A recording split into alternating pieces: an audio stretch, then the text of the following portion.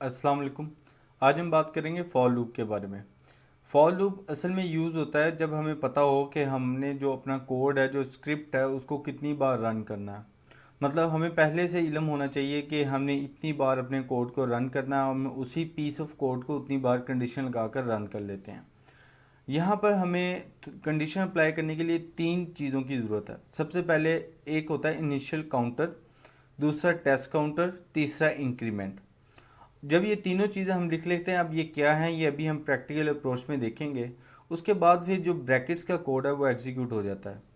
तो अब इसकी थोड़ी सी प्रैक्टिकल अप्रोच देख लेते हैं। सबसे पहले एक मैं छोटा सा प्रोग्राम लिखता हूँ फॉर। अब फॉर लूप के लिए लिखने के लिए आपने सबसे पहले फॉर लिखना और फिर एक वेरिएबल ले लेना, कोई भी वेरिएबल ले सकते हैं, और उसकी इनिशियल वैल्यू आपने सेट करनी है। इनिशियल वैल्यू सेट करने के बाद आपने उस वेरिएबल में कंडीशन लगानी है कि वो जो वेरिएबल है वो कहाँ तक जाए। ठीक है, अब वो कंडीशन कोई भी हो सकती है, यहाँ पर मैं 100 लगा देता हूँ। और फिर उसके बाद आपने बताना है कि उसका इंक्रीमेंट कितना हो। अब जो पिछले लूप हम कर रहे थे, हम इंक्रीमेंट नीचे दे रहे थे अंदर लूप के अंदर। अब यहाँ क्या कर रहे हैं, हम लूप के जो मेन ब्रैकेट है वहीं पर इंक्रीमेंट भी दे रहे हैं।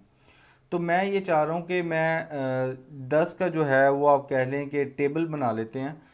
10 का टेबल बना लेता हूँ, उसको मैं लिख देता हूँ यहाँ पर $x और प्लस इज इक्वल्स टू 10। अब ये क्या करेगा, जैसा कि मैंने x प्लस प्लस बताया था वो 1 प्लस करता था एट अ टाइम। ये प्लस इज इक्वल्स टू वो ये क्या करेगा, ये एट अ टाइम क्या 10 प्लस करेगा आपकी एक्चुअल वैल्यू में।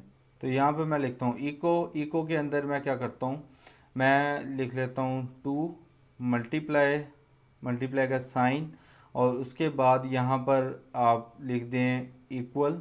अब ये जो मैं लिख रहा हूँ ये इससे ज़्यादा अच्छी रिप्रेजेंटेशन में कर सकते थे, लेकिन मैं मुश्किल नहीं बनाना चाह रहा ताकि आपको समझ ये ना हो कि आपको समझ ही ना आए।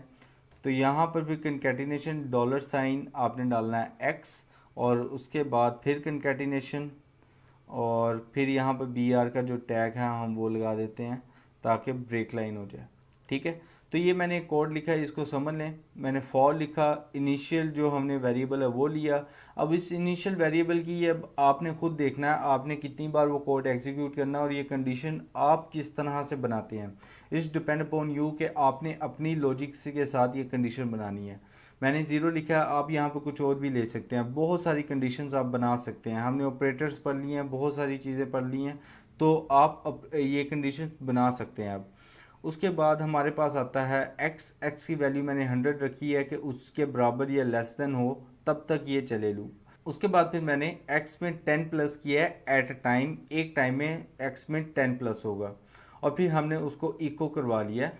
अब जब मैं अपने ब्राउज़र पर जाऊँगा तो मेरे पास ये रिज़ल्ट मुझे मिल रहा है। ये आई थिंक नहीं लगाना चाहिए था, या फिर थोड़ा सा इसको रिप्रेजेंटेशन बेहतर करने के लिए यहाँ पर मैं लगा सकता हूँ। चलिए इसी तरह रहने दें। उसके बाद मैं रिफ़्रेश करता हूँ तो मेरे पास जो वैल्यू आ रही है 2 का टेबल वो इस तरह से आ रहा है। इसको मज़ीद बेहतर हम रिप्रेजेंटेशन कर सकते थे, लेकिन मैं नहीं कर रहा अभी क्योंकि टाइम लगेगा थोड़ा। तो ये 2 का टेबल मैंने बनाया। अब समझने वाली बात ये है कि ये देखिए मेरे पास 10 का इंटरवल आ रहा है, 10 20 30। ये क्यों आ रहा है, क्योंकि मैंने यहाँ पे उसको 10 का इंटरवल दिया। अब ये जाके 100 पे रुका, क्योंकि यहाँ पे जब 110 पे ये जाएगा एक्स, तो ये क्या होगा, इसकी कंडीशन फॉल्स हो जाएगी और ये मेरा लूप एग्जिट हो जाएगा। तो ये फॉर लूप था, होपफुली आपको समझ आया होगा, कुछ ज़्यादा मुश्किल नहीं है। सिंटैक्स भी हमने पढ़ा, और ये जो फॉर लूप है ये बहुत ज़्यादा जगह पर आपका यूज़ होता है कोडिंग में।